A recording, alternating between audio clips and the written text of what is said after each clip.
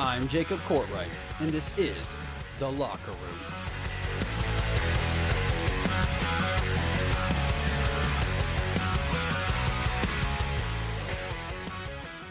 What's going on, everybody? Welcome into The Locker Room, a massive show. Listen, Mock Draft Part 1 got a ton of love, so bringing you Mock Draft Part 2 today.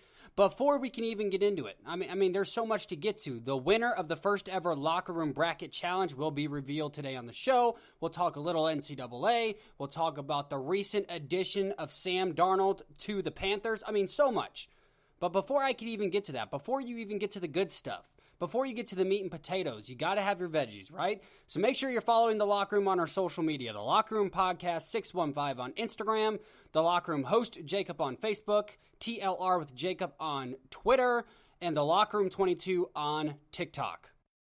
We have a brand new sponsor coming to the show in a very short time. But for today, we'd like to say that this episode is brought to you exclusively by FNX Fitness. Go to fnxfit.com. That is fnxfit.com for your gym needs. For those of you who participated in the FNX 30-day challenge, I thank you, and I hope you are feeling a lot healthier and better about yourself. And guess what?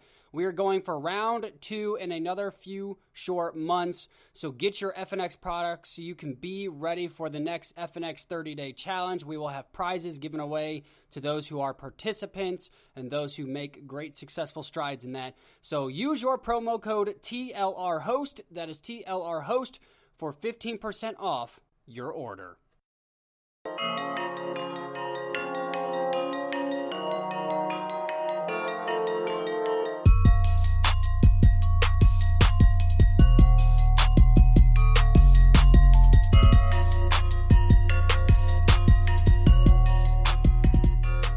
Last night we got the biggest slaughter that I did not expect. I did not expect Gonzaga to lose by as many points as they did. I didn't expect the game to basically be not competitive from the start to the finish.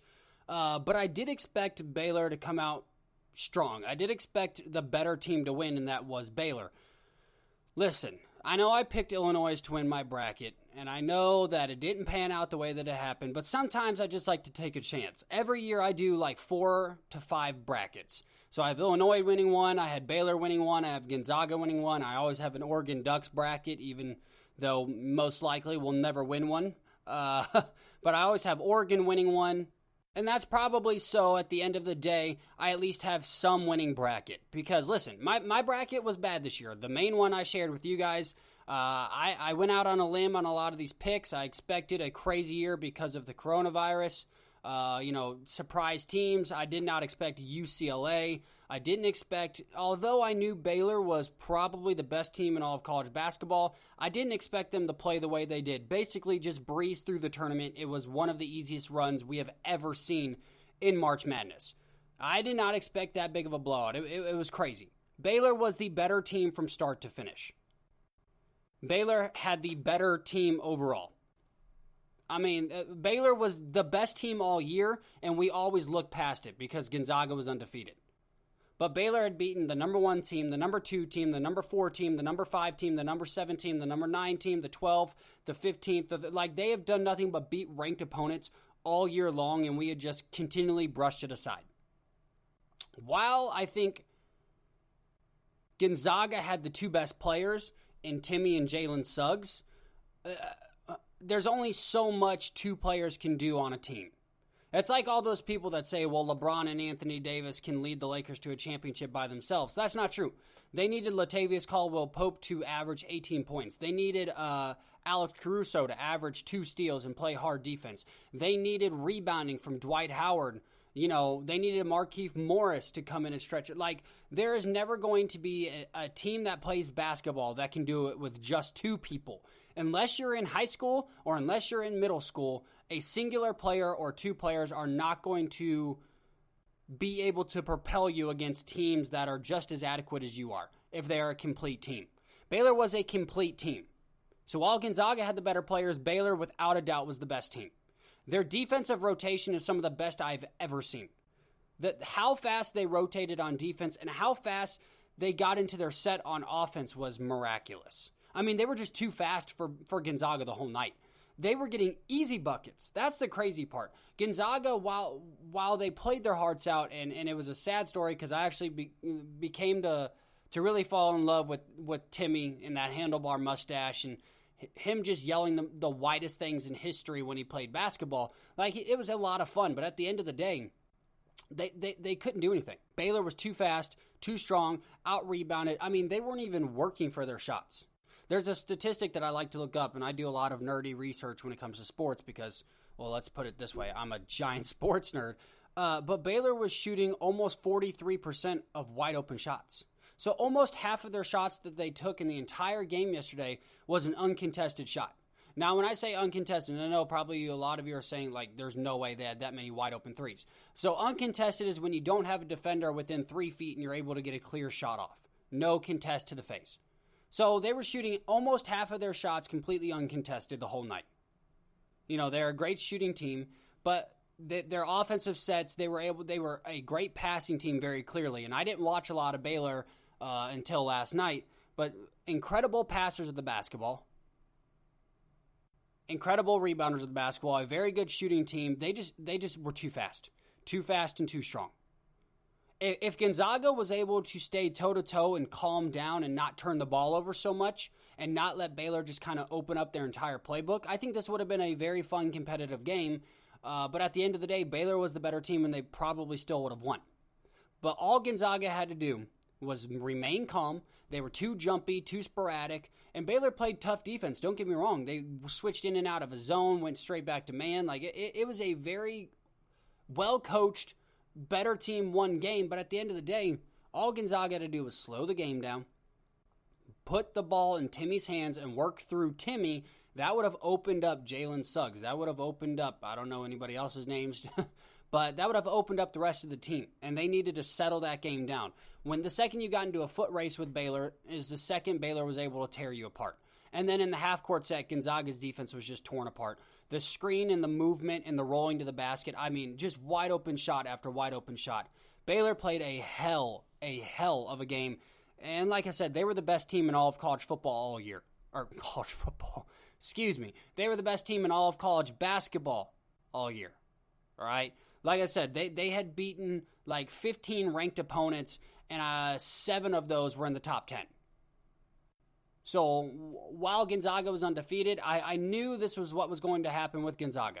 The second Gonzaga ran into a team that was like a Baylor, they were going to struggle. I said this earlier in the year, earlier on the podcast, and they did. They ran into a team that was a better caliber team all around than Gonzaga was. And we thought Gonzaga was deep, which their bench really did nothing. They turned over the ball too much. But Baylor's bench was the deepest in all of college basketball. I mean, they had guys coming off the bench averaging 10 and 12 points for the year.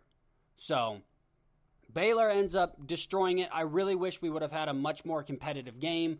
Like I said, I think Gonzaga just beat themselves with the too many turnovers early, being too sporadic, taking wild shots, Jalen Suggs not really settling down to the game, not playing the game through Timmy, which is what has made them so successful over this entire tournament run. And Baylor just was firing on all cylinders, took advantage of the turnovers, and the better team won. And that's that. But now to the most important question that's probably on at least two people's minds, Seth Thornton and Jonah Wiseman. They were in a battle the whole way through. Going into the championship game, like I said, they were dead even, dead tied. It came down to the point spread at the very end. Although neither guy had the winner of the championship, drumroll please, Mr. Seth Thornton pulls away by getting the two final competitors, Baylor versus Gonzaga, right.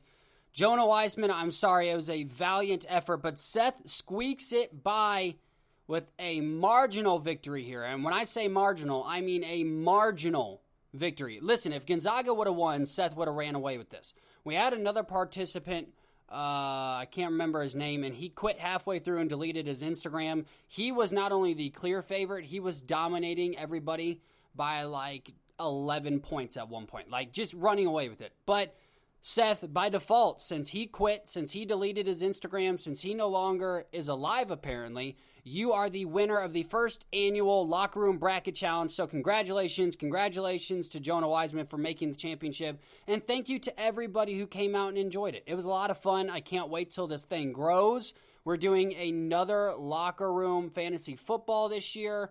So we've got a lot of stuff going on in the locker room. Make sure you're following us on our social media so you can stay up to date, right? And just a little plug there. I'm just saying, I have to plug the commercial when I can. But congratulations, Seth Thornton. And now, we'll talk about your victory next week on the podcast a little bit. But I've got to get to my mock draft part 2. There's some things that went on, so we're going to talk a little NFL first, but then we got to get into my mock draft part 2. Let's go.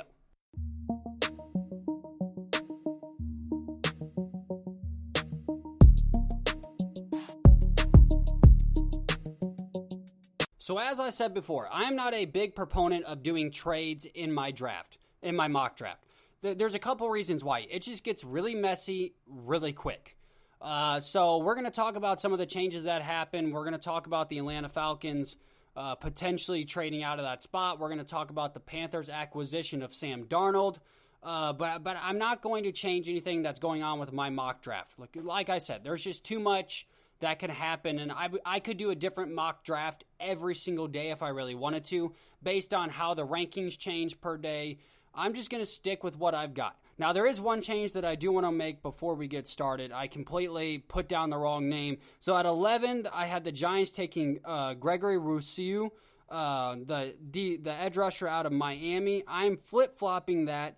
And the Jets, I have right now taking Jason Owen, the edge rusher out of PSU. I'm switching that. I think Jason Owen is going to go to the Giants. He's the better player. I like that guy out of Penn State. And I'm going to flip-flop the Giants and move Gregory to the Jets and move Jason up to the Giants. So that's the only change. But before we even get into my mock draft, let's talk a little bit about the Atlanta Falcons potentially moving out. Listen, the Atlanta Falcons have a ton of needs. And that's the big problem sitting here at the 4th spot. The Atlanta Falcons can take a game-changing game-changing offensive lineman or left tackle in Penei Sewell and run with Matt Ryan because they've got a pretty decent offense still, and they can try and draft defense the rest of the way out, even though they know they're going to need a quarterback in the next few years. Or they can trade out of this pick, which is what a lot of people are saying they're going to do. We know that they've started taking phone calls today, and they can accumulate draft picks because they need draft picks. They need a ton of open positions. So there's a lot of interesting teams that could slide into this spot. The Denver Broncos, the Carolina Panthers are probably not going to move up now and try and take a quarterback. So the Denver Broncos, if they're not sold on Drew Lock, could be a very interesting play here. I'm hearing the Chicago Bears are a very interesting play to move up because they need a quarterback. So there's a lot of interesting things that could happen in this draft. Now, I don't know what's going to happen here and who the Atlanta Falcons are willing, or what the Atlanta Falcons are willing to give up and or want to get for this number 4 overall pick. But like I said, it would help a ton of teams. Mainly the teams that need a quarterback. The Chicago Bears, the Denver Broncos. I think the Eagles are going to stick with Jalen Hurts at least for this year. The Patriots are an interesting one. If there's a guy that they think will not be available to them at 15, I think the Patriots have potential to move up here. So that's a very interesting thing going on, and we will make sure to monitor that. That's enough on that. Now let's move over to the Sam Darnold acquisition. Now, we knew that the Carolina Panthers were holding out for Deshaun Watson and apparently were ready to pay a king's ransom for Deshaun. I'm talking like 4 first-round picks. Now, with Deshaun Watson probably playing for the Mean Machines this upcoming season in prison, I don't know that their patience was going to hold any longer. So this was a good move. I think Sam Darnold I've talked about this several times on the podcast, is a very underrated quarterback. He was given 0 weapons up there in New York. And when he did have a guy in Robbie Anderson, they traded him to the Carolina Panthers. So he's going to a team that actually has very good wide receiver depth, has a very good all-star running, X-factor running back in Christian McCaffrey when he can stay healthy. They've got a decent offensive line, and they've got a very good young head coach in Moore. So, I mean, you've got DJ Moore, you've got Robbie Anderson, you've got Christian McCaffrey, and now you have the acquisition of Sam Darnold. So, I mean, Sam Darnold is going to a very, very, very good situation. Now, the word in the talk rooms, in the trade rooms, in the draft rooms right now is that the Carolina Panthers are still very interested in trying to take Justin Fields in this draft. So if that's the case, and here's just a theory here that I'm going to throw out here. I don't know that this is going to happen, but this would be one of the smartest moves. If you've ever seen the movie Draft Day with Kevin Costner, this is like a draft day moment. So the Carolina Panthers, I don't know if they believe that Justin Fields is going to be available at 8. I do believe Justin Fields will be available at 8. So let's just say for my scenario, Justin Fields is available at 8. The Carolina Panthers draft Justin Fields. That's their guy. They've talked about wanting him to be their guy. They hold on to Teddy B, let Justin Fields sit under Teddy B. They flip the trade they just got for Sam Darnold. They flip that trade. They send Sam Darnold to Chicago. They pick up a second rounder and or a third rounder from Chicago for Sam Darnold. And then you get rid of Teddy Bridgewater to the Washington football team, pick up at least a fourth rounder, maybe even a fifth rounder for Teddy Bridgewater. So you accumulate draft picks, you have your young stud quarterback that you've wanted, you've got a pretty decent team, and then you've won. I mean, you've won everything. The Bears get their quarterback, which is what they've wanted. You now have gained at least 2 or 3 draft picks for Sam Darnold. At least. I mean, that's bare minimum. You'll probably get 4 draft picks for Sam Darnold and Teddy Bridgewater. And you've won the day in your mind. That's just a crazy scenario that I wanted to throw out there. But if not, I think Sam Darnold has every chance to succeed at a high level in Carolina. I think it could be the rebirth of his career, but the thing is he was never given anything to work with, so I'm not going to hold that against Sam Darnold at all. I hate when people do that. Like, this guy was throwing to basically me, and then they were expecting him to start winning games. Never going to happen. So I think this could be the rebirth of Sam Darnold's career. This could be the explosion of his career, or they can make some insane moves like I just talked about there, and they could flip this thing into 4 or 5 draft picks and still get their guy at 8, which I do believe that Justin Fields will fall there. Now, the thing is, I heard San Francisco is very interested in a mobile quarterback, but the question is are they going to want that quarterback to sit behind Jimmy Garoppolo, or are they going to try to move off Garoppolo? There's a lot of things that are happening here, a ton of spinning wheels, which we are going to talk about next week with the guys Justin and Seth Thornton. But before I run out of time here, I've got to get through my mock draft part 2, picking up at pick number 16, the Arizona Cardinals. With the loss of Patrick Peterson in this offseason, their longtime cornerback, the Arizona Cardinals have got to replenish that, I think, instantly. They added A.J. Green. While I don't believe A.J. Green is going to be a difference maker, I believe A.J. Green's going to help. They added J.J. Watt. Kyler Murray's played very, very well. DeAndre Hopkins is a top 4 wide receiver in the NFL. With all that being said, their running back core could definitely need some help, but that is definitely something you can address later in this draft. It's a very deep running back class, as it seems like it has been in the last couple drafts. But if I'm Arizona, I replace instantly Patrick Peterson, and I get Patrick Surtain II, the cornerback out of Alabama. He's a Akeem Talib lookalike. Like, this guy is a playmaker. He's a guy, if he's going to catch the ball, he's taking it to the house. He was a very good wide receiver in high school.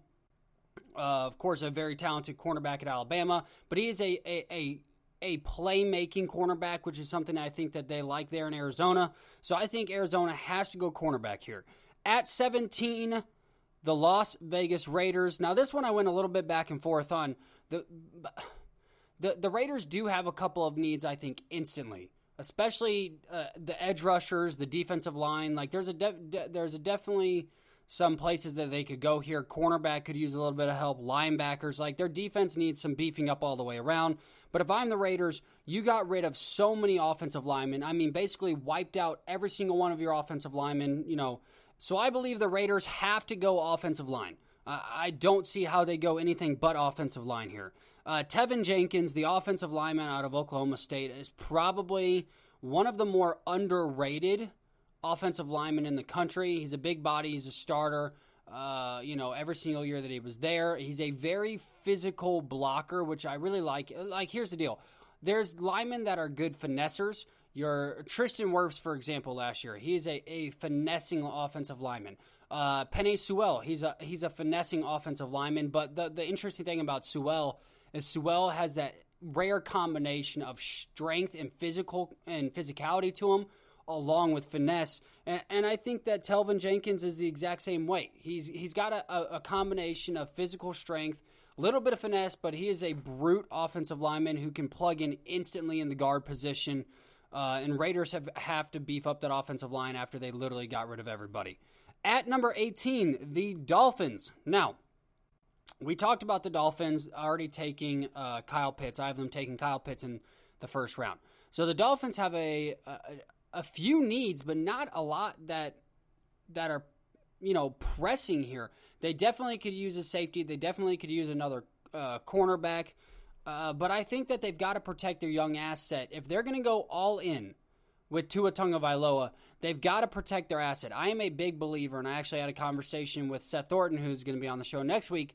I am a big believer in protecting and giving every opportunity to your young quarterbacks. The problem that a lot of NFL GMs have is when a quarterback starts, not basically playing the greatest, and he's getting sacked a lot, and he's under pressure, and he throws a lot of interceptions, they instantly replace that quarterback. They don't address what's around the quarterback. That's one of the problems I have with Sam Darnold. He was given no help. He had no help. When Robbie Anderson was there, was his best year.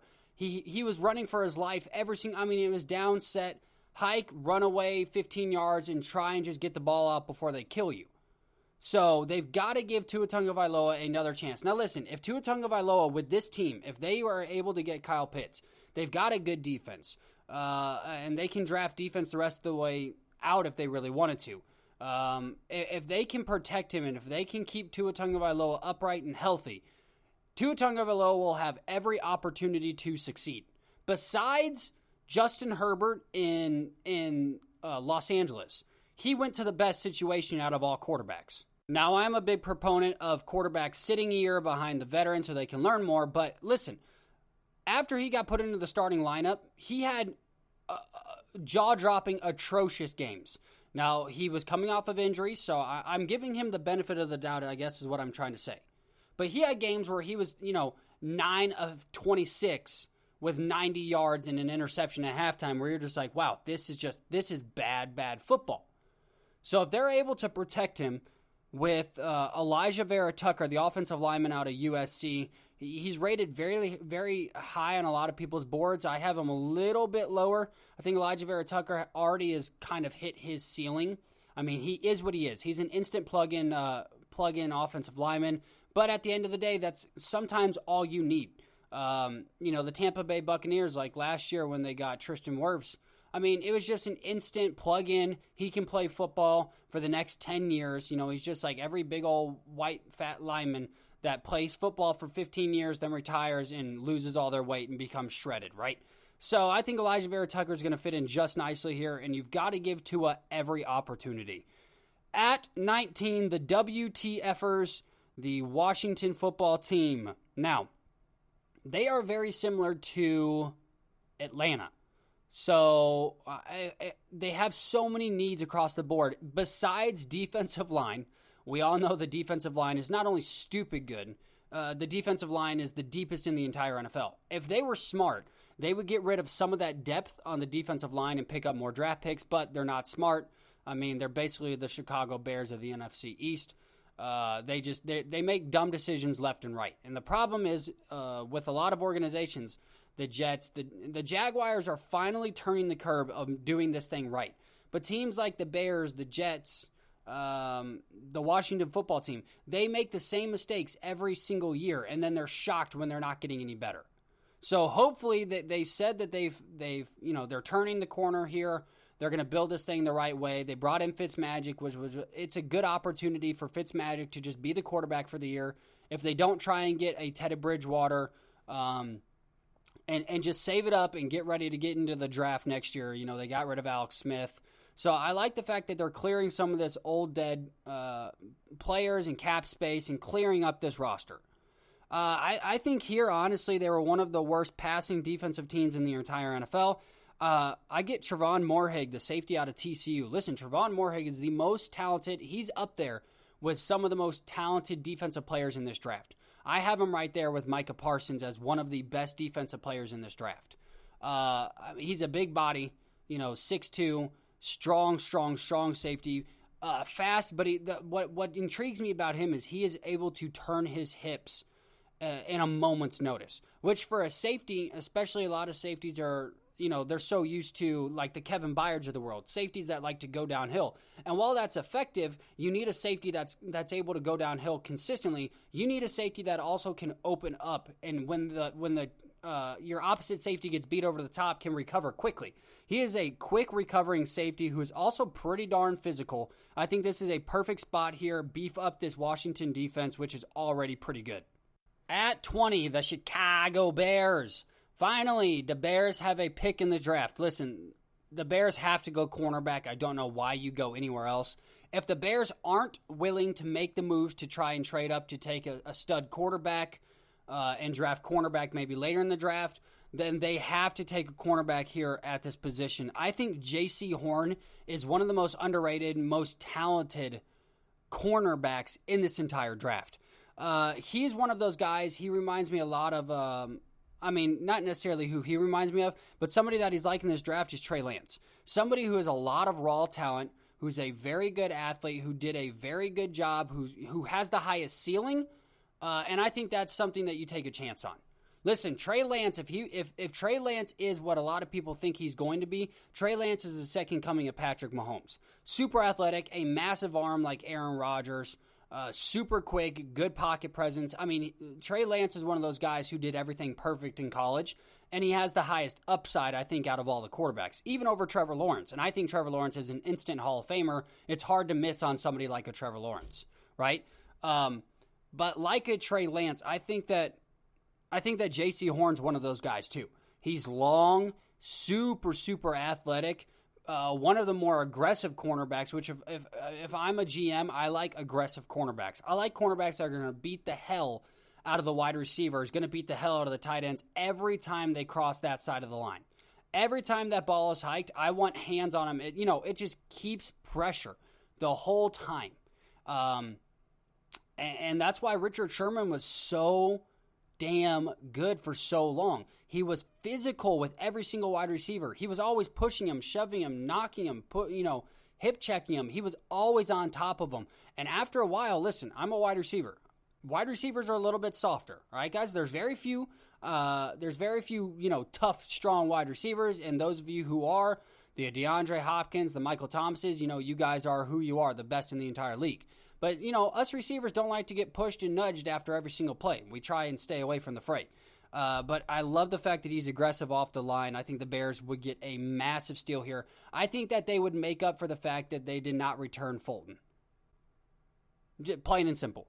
Like, they make up for that they save a ton of money, first off. But I think they make up for that whole move right there with this pick. He has a massive upside. At 21, and this is something I think is going to shock a lot of people and probably piss off a ton of Titans fans. This was not done on purpose. I wish this player would have fallen to the Tennessee Titans. It would have been a miracle. But I don't see how the Colts, especially after they re-signed T.Y. Hilton, they have Michael Pittman, that they have to give weapons upon weapons upon weapons to Carson Wentz. The Colts are built to win now. Like, let's be honest. The Colts get a couple more pieces in this draft, and we're pushing for a Super Bowl either this year or next year. While they still have everybody under contract, the Colts have got to push now. The Indianapolis Colts take Jalen Waddle here, wide receiver out of Alabama. Listen, do I believe Jalen Waddle might fall this far? It's tough. Because a team like the Chicago Bears could say, hey, we're going all in with Andy Dalton. We're going to give this man weapons, and they could pair Jalen Waddle with Allen Robinson and have a dynamic duo up there in Chicago. But I also don't know, there's a lot of moves that could be happening around here. Do the Dolphins decide, hey, screw offensive line, let's have one of the best offenses when it comes to pure weapons in the entire NFL? Do the Arizona Cardinals say, hey, we're not taking a corner, we're going to kick it to the side, let's get Jalen Waddle? There's a ton of teams that I think could go here. I think if the Giants didn't pick up Corey Davis, the Giants definitely would have been a very good fit. Or not Corey Davis, Kenny Galladay. Corey Davis was to the Jets. But I think if the Giants didn't get Kenny Golladay, the Giants would have been a very good fit for a Jalen Waddle as well. The Cowboys, I just don't see how they ignore their cornerback needs. They were one of the worst defensive teams in all of football last year, and that's not going to get any better. They've already got tons of weapons across the board down there in Dallas. But, I mean, there's a ton of moves that could happen here. But if Jalen Waddle is available, the Indianapolis Colts are smart enough. They're one of the best run organizations in all of the NFL. They're going to take Jalen Waddle. Listen, a lot of people have Jalen Waddle as the best wide receiver in the draft. I have Jalen Waddle somewhere around the 3. I think Jamari Chase is the best overall ready-to-go NFL prospect wide receiver. Not necessarily that he's going to be the best, but I think he's the best right now. I think Devontae Smith has the highest upside, kind of like some Trey Lances, the J.C. Horns. I think Devontae Smith is going to be a good wide receiver, but he has potential to be a great wide receiver. And I think Jalen Waddle is going to be an instant. He reminds me a lot of a DJ Moore, a guy that's going to average 1,200 yards every season, be one of the most solid wide receivers in the entire NFL. And people probably won't talk about him a whole lot because that's just what we do. We ignore great talent for some reason. Same reason why people still hate on LeBron James. But the Colts are smart here. They give Carson Wentz every opportunity to be revived and have an incredible season, and Jalen Waddle goes to the Colts. At 22, Titans fans, let's get ready. There's a couple of options I have here for the Titans. But right now I have the Titans taking Rondale Moore, wide receiver out of Purdue. Now listen, Rondale Moore is a small, fast wide receiver. He is the next closest thing to the Tyreek Hill that would be in the league. I know Henry Ruggs is an interesting one there, but Rondale Moore basically has glue for gloves. This guy catches anything thrown in his direction. He's dynamic after the catch as well. He would make Tennessee one of the best offenses in the league, and here's why. So you have Reynolds on the other side of A.J. Brown. Now if you add on Rondale Moore in the slot, he is your take it over the top guy with of course, Derrick Henry, arguably the best running back in the NFL. I think Rondale Moore would turn this Titans offense into something that it's never been.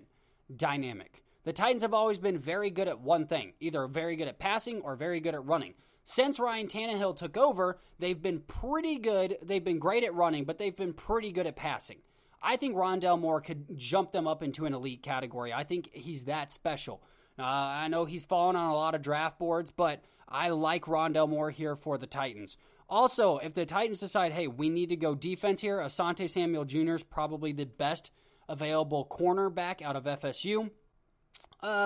He's had a very good last 2 seasons at FSU. He had a very good season last year. He's just a solid cornerback. I'm not a big fan of the Adoree Jackson types, the smaller, less physical cornerbacks, but that's just personal preference. I mean, I know they have a home in the NFL, and if they're paired with the right players, they can be very dynamic. So Asante Samuel Jr. is about the only other option I would go here. The only other thing that would be interesting for me is if they decide to instead, because they're right in front of the Jets, decide to take a Gregory Rousseau,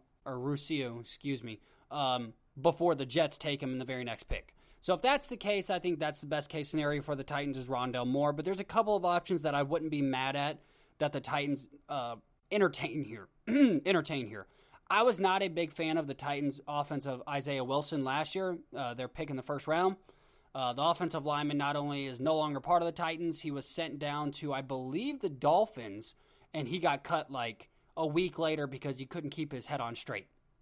So Isaiah Wilson had all the potential in the world, 6'8", massive dude out of Georgia, completely blew all that, now no longer works in the NFL. So that being the case, I don't see the Titans I don't see an offensive lineman that the Titans would be able to take here that makes sense. When you get this far down into the draft, you've got to take best available, best overall player. That's my personal opinion. That's how a lot of people like to draft. This is one of the deepest offensive lineman drafts. There's a guy named Little out of Alabama, the center, who's a fifth-year senior. He is somebody that I think could fall to us in the second to third round, who would be an amazing pickup for the Tennessee Titans. Now listen, like I said, there's a lot of linemen in this draft, so I think those are the Titans' immediate needs. At 23, we already talked about it. The Jets taking Gregory Rousseau because Jason Owen is going to be the pass rusher out of PSU is going to go to the Giants instead of the Jets. I just mixed up the two names last week in the draft. So Defensive end here, they need an edge rusher guy. They need everything up there in New York. But I think that this just makes sense. He's a big guy, 6'7", out of Miami. He's somebody that is an instant impact guy, and I think could be their guy for years to come. At 24, the Steelers. Now, the Steelers, they retained Juju Smith-Schuster, so I'm not entertaining any kind of offense here. Running back, like I said, is always something you can get in the late second, early third rounds, and you can find very good players or very good running backs in the later rounds. So I think the Steelers go Jeremiah Owusu-Koramoah. I probably butchered your name, bud, but listen, I tried, I listened, and there's a lot of people that have butchered your name, but the linebacker out of Notre Dame, he's a big physical linebacker. He fills their holes, but he also can cover very well, so I think he fills their holes all over that defense for the Pittsburgh Steelers. Devin Bush was injured. I mean, they were injured across the entire board, but I think him and Devin Bush together would be an awesome dynamic duo for the Steelers defense. They do need a lot of help on the defensive line. They could use another edge rusher just to go along TJ, but at the end of the day, I think this is an instant impact player. Can't miss on this. Next up, you have the Jacksonville Jaguars, second pick of the first round. Now, the Jaguars, again, have a ton of needs, and they could beef up their offensive line, but I think that they're going to shy away from the offensive line. Their defensive line was one of the worst in the NFL, and Christian Barmore, one of the better defensive linemen in this draft, just keeps growing. His draft stock keeps growing and growing and growing. The defensive lineman out of Alabama, I like him in this position here. He's a big 310-pound monster that can clog holes, would be an instant impact player for the Jags. And we got to remember, Calais Campbell was shipped out last year to the Baltimore Ravens. So they need a younger person to fill that void. Now, I know they filled it last year, but I think he would solidify that defensive line. I think wide receivers, they're going to be fine. They have D.D. Westbrook still. They have DJ Chark. Running back, like I said, you can always go later in the draft. I know I keep saying that. I don't mean to keep repeating it. But they do have some needs at running back. I think to go along with Robinson, they should add another pass catcher out of the backfield to make that offense just dynamic around Trevor Lawrence, because if you get a guy like Trevor, you want to make sure you have weapons for him. But I think you've got to beef up the defense with this pick and get an absolute... guys that are after about the first, chance takers like the Trey Lances, the Justin Fields. I mean, the rest of these guys in the first round to middle of the second round are almost 100% home runs. Unless, they just somehow just flop. Most of these guys are just going to be solid, good NFL players for, 9, 10, 11 seasons and have very good careers, and I think this is one of those guys. At 26, the Browns. Now, the Browns don't need any offense, so I'm not going offense. But the Browns do need defensive line. They were one of the worst running defensive teams in the entire NFL. Now, they do need safety help as well, but there's not a safety, there's not a cornerback or even a linebacker that I would take in this position. Like I said, when you get this far, you take best available. I think the Browns go Jalen Phillips, the defensive lineman out of Miami, another very big impact player kind of guy, another, 270. Actually, his weight fluctuates. He went from 278 one year in college to 305 the next. So, but another big body who's an instant impact. At 27, the Baltimore Ravens, and I think this is a very key pickup for them. One of my better picks, I think, in my entire mock draft. The Ravens select Rashard Bateman, wide receiver out of Minnesota. I think Rashard Bateman has one of the biggest upsides out of the wide receivers. 6'2", very physical, big catch radius. Reminds me a lot of Michael Thomas. Now, Michael... When I say he reminds me a lot of Michael Thomas, I don't want you guys to think, he thinks he's as good as Michael or could be. I think Rashard Bateman has very high upside, and he is a very good route runner with a good catch radius, strong physical wide receiver. Him, along with Hollywood Brown, would finally give the Ravens a threat. That would allow Hollywood Brown to not be the lead guy. He's not a lead guy. He is a burner. He is the Tyreek Hill for that team, the guy who can burn past the defense. But if there's no one on the other side to take away any pressure, like the Willie Sneads, Willie Sneads a decent possession wide receiver. He's not the guy. I think Rashard Bateman is a great pickup for them and one of my favorite picks that I had thus far in the mock draft.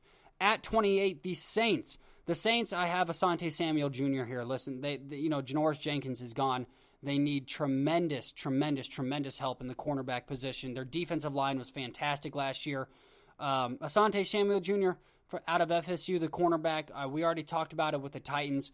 I think he's a good plug-in cornerback. He can be left on an island. It reminds me a lot of an Adoree Jackson type.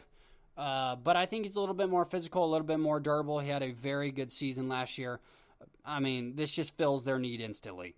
The Packers at 29, we know for damn sure they're not trying to help Aaron Rodgers whatsoever. I mean, they'll draft another quarterback before they would ever give Aaron Rodgers any kind of help. And the scary part is if you gave Aaron Rodgers offensive weapons more than just one, and more than just one, and Devontae Adams, I think that he could have not only another 3 or 4 Super Bowl rings, but he could be in that conversation of being one of the greatest of all times. Now, he already is, but I'm saying he could be right up there with the Peyton Mannings and the Tom Bradys of the world if he had a simulation of help.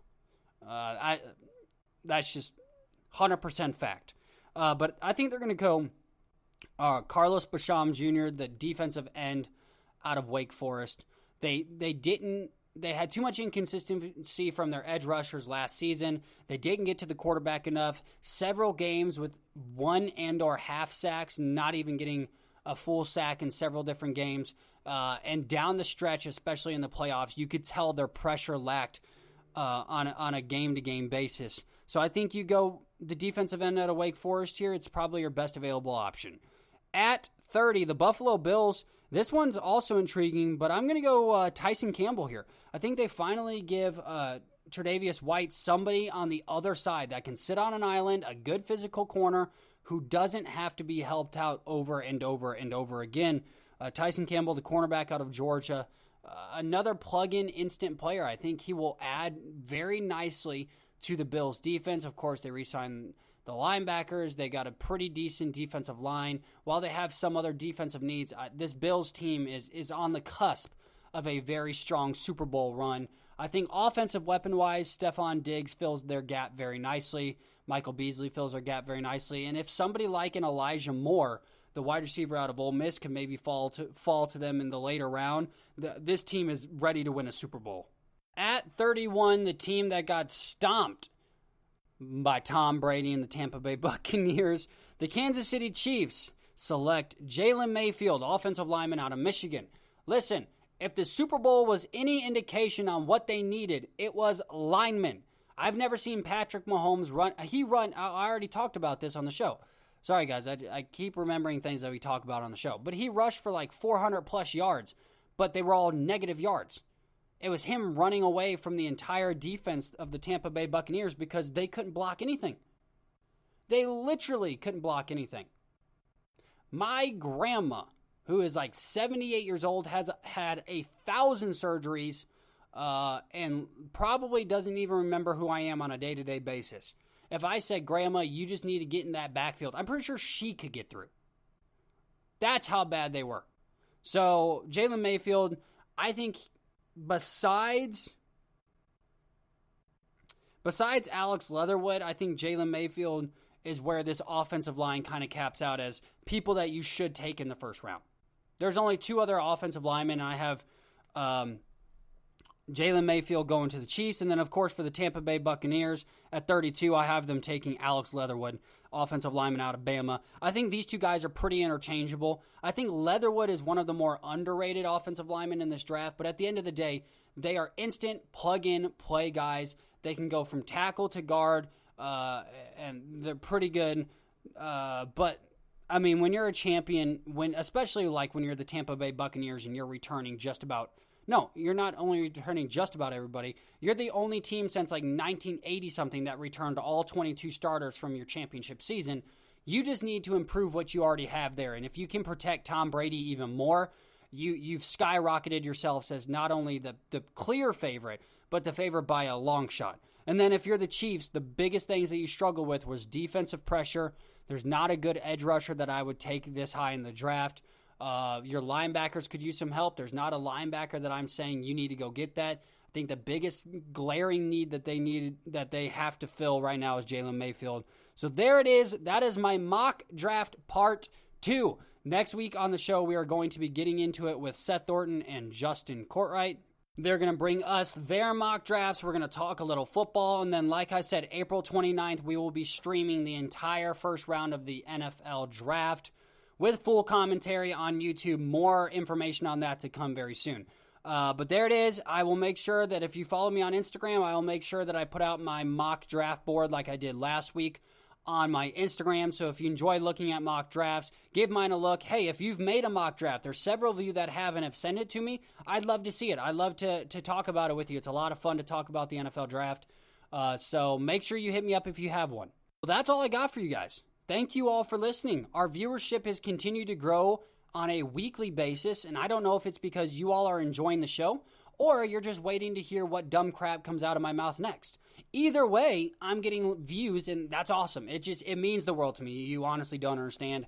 Congratulations to Seth Thornton on winning the first ever Locker Room Bracket Challenge. No, it was not rigged for anybody that's asking. I had a couple people that asked about that. But congratulations, Seth Thornton. We will see you on the show next week along with Justin Courtwright.